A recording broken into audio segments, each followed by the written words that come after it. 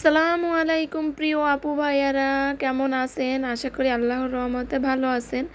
আলহামদুলিল্লাহ, আমরাও আল্লাহর রহমতে ভালো আছি। নতুন দিন, নতুন একটা ব্লগে আপনাদের সবাইকে স্বাগত জানাই। আজকে কিন্তু শুক্রবার, আর এই দিনটা কিন্তু অনেকের কাছে অনেক স্পেশাল, আবার অনেকে কিন্তু অনেক ব্যস্ততার মধ্যে থাকে। তবে আমার এর দুটোটা কোনোটাই নয়। তবে হ্যাঁ, শুক্রবারের দিন তবে সবার কাছেই স্পেশাল। এখানে কিন্তু আপনাদের ভাইয়া সকাল সকাল বসে গেছে এই ছোটো ফ্যানটা নিয়ে। এটা কিন্তু একটা চার্জার ফ্যান, আর আমাদের কিন্তু ফ্যান না হলে একদমই চলে না, গরম প্রচুর আমাদের ঘরে। তো এখানে হচ্ছে আপনাদের ভাইয়া হচ্ছে ফ্যানের এই কভার দুটো ধুতে দিয়েছে। তা আমি হচ্ছে ধুতে এসে দেখলাম এখানে হচ্ছে হুইল পাউডার ফুরিয়ে গেছে। তো এখন হচ্ছে হুইল পাউডার রিফিল করে নিচ্ছি। এই রিফিল করাটা মাঝে মাঝে বড্ড বেশি ঝামেলার মনে হয়, কারণ যে জিনিসটাই ফুরাই যায় সঙ্গে সঙ্গে রিফিল করো, আর রিফিল করতে করতে সব সময় সব জিনিস এরকমই মাঝে মাঝে মনে হয়। যাই হোক, আমি কিন্তু এখানে ফ্যান দুটো হচ্ছে হুইল পাউডার দিয়ে ভিজিয়ে রেখেছি। ভাবলাম যেহেতু ধোবো একটু ডিপ ক্লিন করেই ধুই, তাই এখানে ভিজিয়ে রেখেছি, কিছুক্ষণ পর ব্রাশ দিয়ে ধুয়ে নেব। এখন কিন্তু এখানে সকালের নাস্তাটা করে নিচ্ছি। তা আজকের সকালের নাস্তাটা একটু অন্যরকম ছিল। এখানে কিন্তু রাত্রে ভাত ছিল, আমি পানি দিয়ে রেখেছিলাম, ডিম ভেজে নিয়েছি, কালকের তরকারি ছিল, সঙ্গে ডাল আছে। তো পান্তা ভাত খাচ্ছি কিন্তু আজকে আবার অনেক দিন পরে। আর পান্তা ভাত খেতে কিন্তু আমার কাছে অনেক ভালো লাগে, তবে আজকের আবহাওয়াটা একটু হালকা ঠান্ডা ঠান্ডা, আর আমারও একটু ঠান্ডা লেগেছে। তো পান্তা ভাতটা অবশ্যই আজকের জন্য খুব বেশি ভালো ছিল না। আর এদিক থেকে আমার বাবাটা কিন্তু সকালের নাস্তা একদমই করতে চায় না। ওই আমাদের সঙ্গে যতটুকু খায় তাই, সকালে ওকে কোনোভাবেই আলাদাভাবে খাওয়ানো যায় না। তার জন্য আমাদের সাথে যতটুকু খাই অতটুকু খাওয়াই।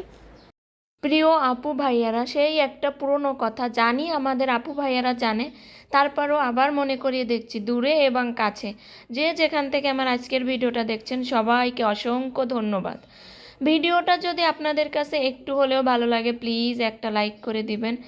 আপনার একটা লাইক আমার জন্য অনেক প্রয়োজনীয়।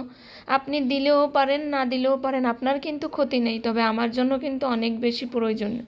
সকালে নাস্তা করার পর কিন্তু এখানে বেশ কিছু থালাবাটি হয়েছে, তো এইগুলোই হচ্ছে ধুয়ে নেব এখন। আর এই থালাবাটি কিন্তু বারবার অনেকবার ধোয়া লাগে, রাত্রে ধোয়া লাগে, সকালে ধোয়া লাগে। থালাবাটি ধোয়াও কিন্তু একটা বেশ ঝামেলার কাজ। একটা সময় কিন্তু আমাদের হেল্পিং হ্যান্ড ছিল সব সময়ের জন্যই। আমার শাশুড়ি মায়ের কিন্তু সব সময়ই হচ্ছে হেল্পিং হ্যান্ড ছিল। তো এখন কিন্তু আমি আর রাখিনি, ছেড়ে দিয়েছি।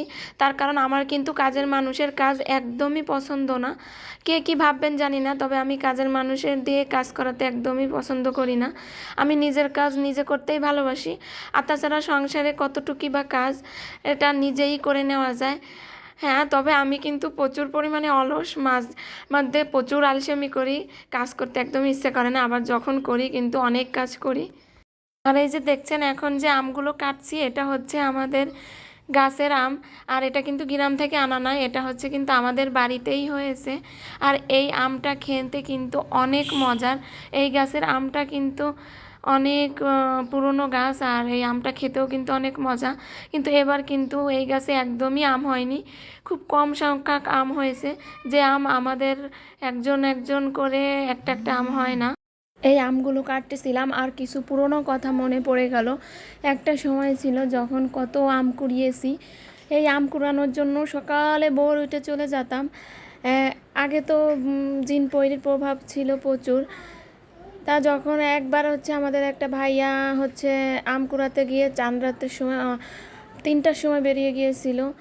সেই যে একটা ভয়ানক কাহিনী, সত্যি এখনও গা শিউরে ওঠে। আগে আসলে আমাদের মধ্যে প্রতিযোগিতা ছিল, আমরা বেশ কয়েকজন একই বয়সী ছিলাম। সকাল হলেই বের হতাম আম কুড়াতে, কে আগে আম কুড়াতে পারে। আর আসলে আম কুড়ানোর মজা, বড়ই কুড়ানো, তিতুল কুড়ানো, এই মজাগুলো আসলে আর কোনো দিন ফিরে আসবে না। সেই পুরনো স্মৃতি। ঝড় হলেই দৌড়ে যেতাম আম কুড়াতে, একই বয়সী অনেকগুলো ছিলাম। দৌড়ে যে আগে কে আম কুড়াবে, কতগুলো আম হবে কার, কী আনন্দ ছিল সেই সময়টা। আমি কিন্তু এখানে দুপুরের রান্না করতে চলে আসছি। তা আপনাদের ভাইয়া হচ্ছে আজকে একটু গরুর মাংস আনছে। আসলে গরুর মাংস, চিংড়ি মাছ, বেগুন এগুলো আমাদের খুব কম খাওয়া হয়। তার কারণ হচ্ছে আমাদের প্রচুর অ্যালার্জির সমস্যা।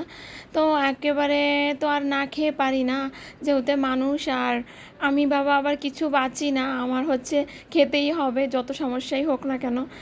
মাঝে মধ্যে সেফটি চলে, আবার মাঝে মধ্যে একদম সেফ থাকতে পারি না, খেতেই হবে, না খেলে আবার আমার হয় না। তো এখানে হচ্ছে গরুর মাংসটার জন্য আমি সব মশলা কষিয়ে নিয়েছি। আজকে হচ্ছে আমি কষিয়ে গরুর মাংসটা রান্না করব। আর এখানে যখন মশলা কষাচ্ছিলাম ভাবতেছিলাম একটু মশলা উঠিয়ে রাখবো কি না। আসলে এই যে যখনই আমি মশলা কষাই গরুর মশলা, তখন আমি একটু মুড়ি মাখার জন্য একটু মশলা উঠিয়ে রাখি। এটা আমার পুরনো অভ্যাস। আর এভাবে গরুর মশলা দিয়ে মুড়ি মাখলে আমার কাছে অনেক ভালো লাগে। আর যখন মশলাটা কষাচ্ছিলাম আমার কাছে দেখতে এত বেশি ভালো লাগতেছিল। এখানে কিন্তু আমার হচ্ছে শুকনো মরিচের গুঁড়াটা ফুরিয়ে গেছে। তো এখন হচ্ছে আমি রিফিল করে নিচ্ছি।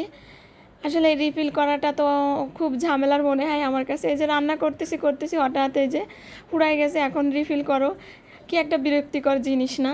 আসলে একটা সময় তো গ্রামে ছিলাম, অনেক স্মৃতি জড়িয়ে আছে গ্রামকে নিয়ে। তবে আমার পুরনো স্মৃতিগুলো মনে পড়লে অনেক বেশি খারাপ লাগা কাজ করে। তার কারণ ওই সময়টা ছিল অনেক মজার, অনেক আনন্দের। আর আমি একটু হাসি খুশি আনন্দের মধ্যে থাকতেই বেশি ভালোবাসি, পছন্দ করি। আমি আজকে একটু মুড়ি ঘন্ট করব, তার জন্য এখানে হচ্ছে ডালটা, মুগ ডালটা একটু ভেজে নিচ্ছি। আর মুগ ডালটা তো ভেজে নেওয়াই লাগে। আগের সেই পুরনো দিনগুলো আর কখনো ফিরে আসবে না। তবে ভাবলে অনেক কষ্ট লাগে, হৃদয়ের কোনো এক কোণে অনেক বেশি ব্যথা লাগে আর অনেক কান্না পায়। সত্যি যদি ফিরে পেতাম সেই সুন্দর মুহূর্তগুলো, কতটা না সুন্দর ছিল সেই দিনগুলো আর আসবে না। আমাদের সময় বিনোদনের একমাত্র মাধ্যম ছিল হচ্ছে টিভি। সপ্তাহের মাথায় মাত্র দুটো ছবি হতো, শুক্রবার আর বৃহস্পতিবার। যাই হোক বন্ধুরা, এখানে হচ্ছে আমার গরুর মাংসটা কষানো হয়ে গেছে। আর এখন হচ্ছে আমি কিছুটা আলু দিয়ে দিলাম, তা আলুটাকে কষিয়ে নেব। আর এখানে দিয়ে দিলাম কিছুটা আস্ত রসুন। আর রসুন কিন্তু আপনাদের ভাই আর আমি অসম্ভব পছন্দ করি। এভাবে মাংসের ভিতর আস্ত রসুন দিয়ে খেতে কে কে পছন্দ করেন কমেন্টের মাধ্যমে অবশ্যই জানাবেন।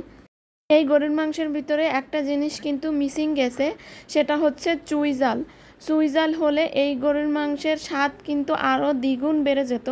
আর চুই ঝালের গরুর মাংস তো অসাধারণ, সেটা তো আর বলার বাইরে। আর এদিক থেকে হচ্ছে আমি মুড়িঘণ্টার জন্য মশলাটা কষিয়ে নিচ্ছি। আর এই যে আমার গরুর মাংসটা কিন্তু কষানো হয়ে গেছে, আর আমি প্রেসার কুকারে দিয়ে দিছি। আমি কিন্তু এখানে ভয়েস দিচ্ছি, আর আমার বাবাটা কিন্তু খেলা করছে আর গুনগুন করে গান গাচ্ছে। গানের শব্দ আর খেলার শব্দ দুটাই কিন্তু ভয়েসের ভিতর আসতেছে, আপনারা বুঝতে পারবেন।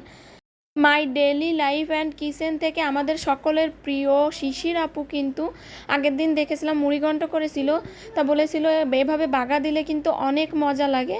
তো শিশির আপুর এটাই অ্যাপ্লাই করলাম। তা আসলে কিন্তু মুড়িঘণ্টটা খেতে কিন্তু অনেক ভালো লেগেছিল, দারুণ হয়েছিল। আসলে এভাবে বাগা দিলে যে এতটা স্বাদ বেড়ে যাবে বুঝতে পারিনি।